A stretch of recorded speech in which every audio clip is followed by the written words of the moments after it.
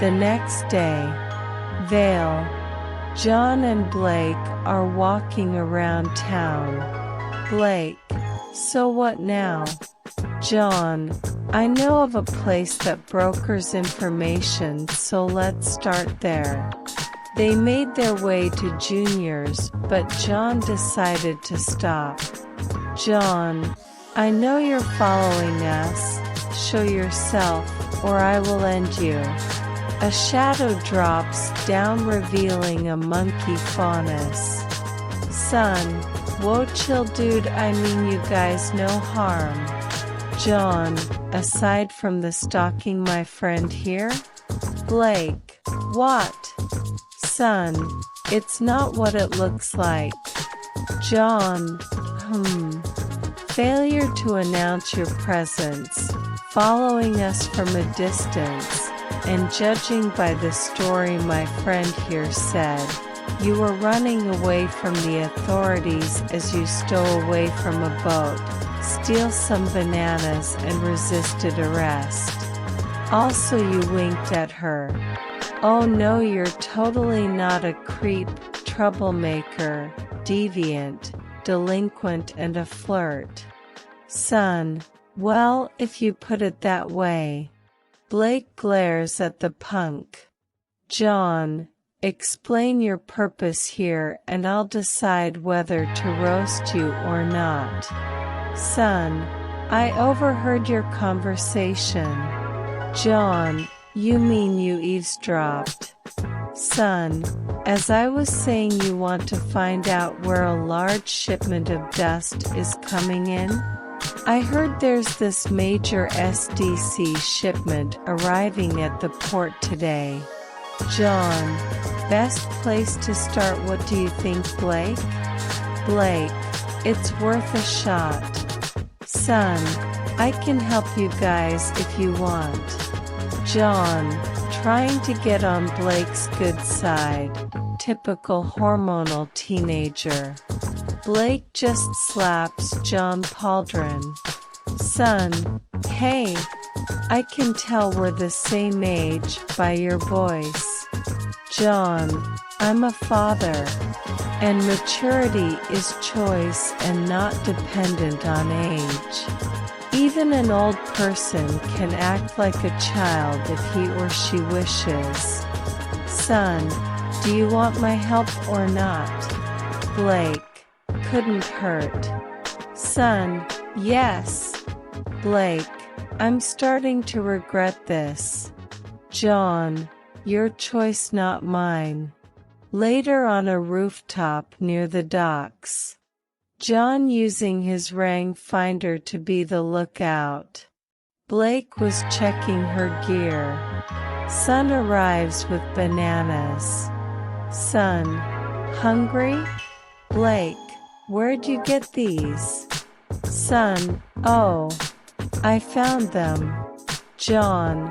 Last time I recalled Vale doesn't have any banana trees, so they usually can be found in markets. Blake looks at Son suspiciously. John. You said you found them instead of bought them, meaning you stole them. Son just begins to sweat. Blake. Are you naturally inclined to break the law? Son. Not true. I just forgot my wallet when I stowed away. People from Vacuo often do that. John. Last I recall they encourage the strong braves the desert mentality. You on the other hand have a mischievous behavior. Blake. Are you even a student from Shade? Son. Yes, of course.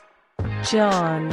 I thought they were training huntsmen, not thieves or troublemakers. Son. Isn't that harsh? John.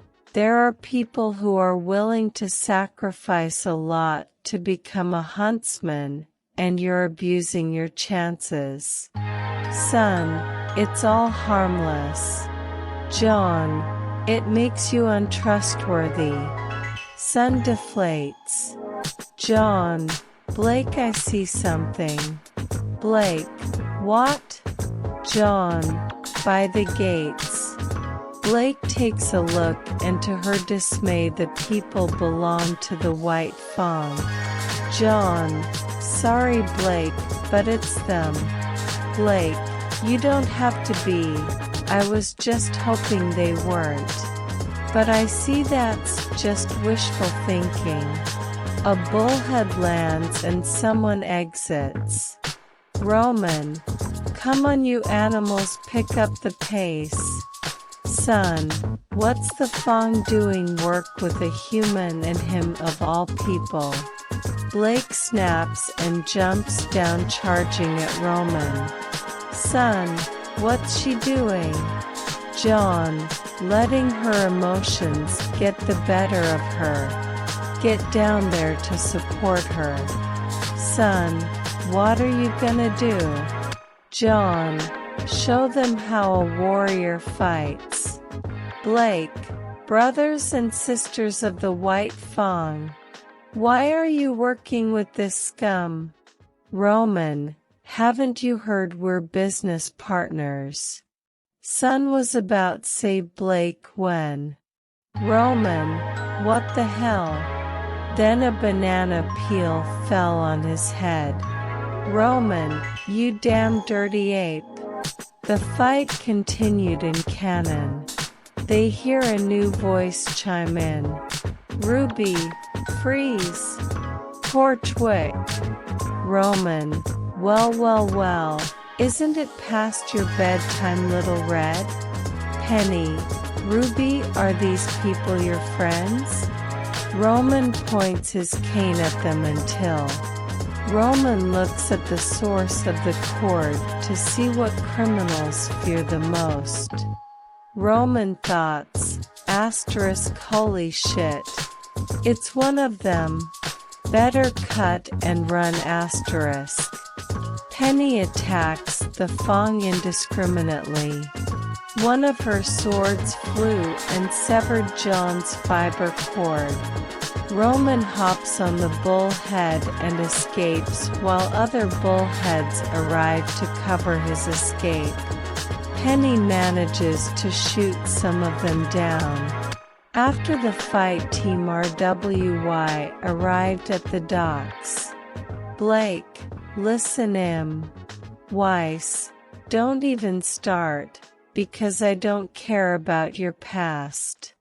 Blake, you don't? Weiss, yes, you're my teammate and I trust you.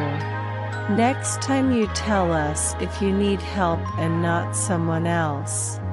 She looks at Son, then Jaune. Jaune, what? Weiss, I owe you an apology and thanks for helping our friend. Meanwhile, in Ozpin's office, Ozpin received a message from Jaune. RWBY is safe and there is something big happening in Vale. Ozpin replied, understood, please look into it. I'll handle things on my end. Ozpin receives another message. This time it's from Crow. The Queen has pawns. Somewhere in Vale. Really, that's all, Roman? You're slipping. Roman, well, we have a big problem. We have a Mandalorian hunting us. The voice revealed a young woman. Cinder, what's this Mandalorian you speak of?